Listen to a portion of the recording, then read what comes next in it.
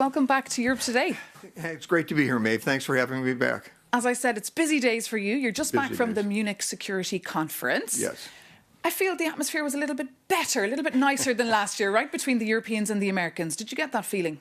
Yes, everybody was very positive about Secretary Rubio's speech, and I think it's the hallmark of a diplomat to be able to tell people things they need to hear and may not want to hear in a way they find acceptable. And I thought the European audience was very open to him and obviously got a standing ovation, so he did pretty well.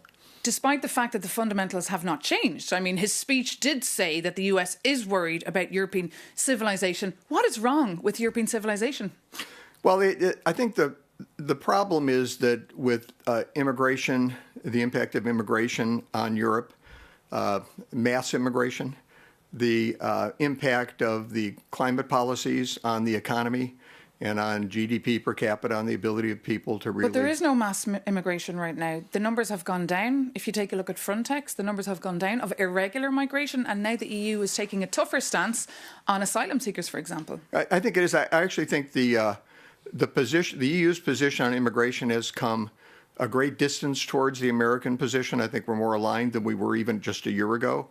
But I think what Secretary Rubio was talking about was the impact of the past migration, the past mass migration, and the challenge, the civilizational challenge that posed. But what are the facts on this? Still something that's cleaning up. What are the facts on this? Which facts? What are the facts? What is he worried about?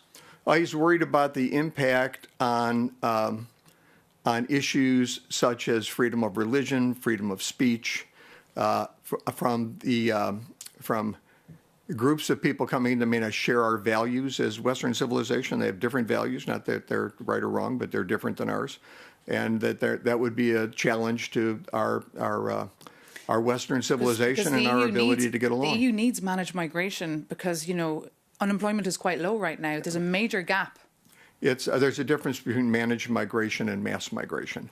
And I think what we've seen over the past decade is just flows of people coming in onto the continent.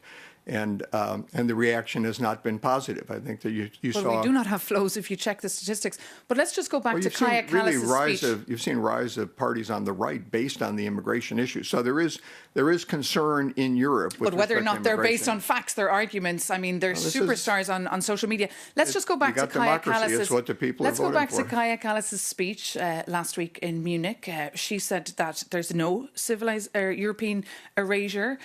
She said that the United States perhaps shouldn't be preaching to the Europeans given the state of press freedom in the United States. Do you not see why she's getting upset? No, I don't. Matter of fact, I'm not sure why she is upset. She's always been very supportive of the United States. She's always been very anti-Russia. I know that that's based on her Estonian roots and her personal history, but look, I think it's important that we address the issues of free speech. I think it's important that we address the issues of immigration. I think it's important that we address the issues of overregulation that's destroying the economies across Europe. And you just listen to Chancellor Merz or to Bart de Wever, Prime Minister de Wever. And that issue is being addressed. We saw the Leaders' Summit there last week. So I think he agrees. I think he's saying this is that we need to address these issues, and they're being raised. Let's say I don't know that they're being addressed yet. Europe is making it takes time. 27 Yes, democracies working together. Just back to Marco Rubio's idea at the Munich Security Council, this idea of a political alignment between the EU and the United States. But how do you know that you'll make sure to get this if you're so mean to your allies, if you're saying such nasty things all the time? Well, I didn't think Rubio's speech was mean at all. I thought Secretary Rubio was very diplomatic. I think that he was interrupted 3 times by applause and got a standing ovation at the end, so it couldn't have been too insulting. I thought he did a great job. I think when he talked about how tied we are, how the World War I, World War II demonstrated that we are inextricably linked. That we come from Europe. There's a real bond here, and I think he did everything he could to emphasize that. So why doesn't he come to Brussels? Why is he not visiting Brussels? He's over in Budapest now, showing his support to one head of state who's posing now for elections, to Viktor Orban. Well, these Hungary and Slovakia, there's nothing wrong with him visiting those countries. I'm not sure why he didn't visit Brussels this trip. I'm sure he will visit Brussels at some point. Because the Europeans feel snubbed. Well, I can't answer that. I don't know why they would feel snubbed. They shouldn't feel snubbed. He's got a lot to do as Secretary of State, and I'm sure he's out there trying to meet the demands. You know, when he gets to these events, I don't know if you've ever seen Secretary Rubio at these events, but he's treated like a rock star. I mean, everybody wants to meet with him. Well, that's why we'd love to welcome him here in Brussels. I'd love him to come. There's an open invitation. But is that not political interference, the fact that he's in Budapest right now, just ahead of a huge election? I think he has every right to visit Budapest. I mean, Hungary is an ally of the United States. It's a member of the European Union. It's not like he's, going and visiting countries that aren't affiliated with the EU. He's visiting EU member states, and I really don't see a problem with that. But Europeans are feeling a little bit upset as well about the mantra coming out of Washington right now. Did you see J.D. Vance? He got booed at the Winter Olympics ceremony. I didn't. I read different accounts of what happened when he walked out there. I know that he's not particularly popular because he raised some issues last time that when he spoke at the Munich Security Conference. And it's Europe.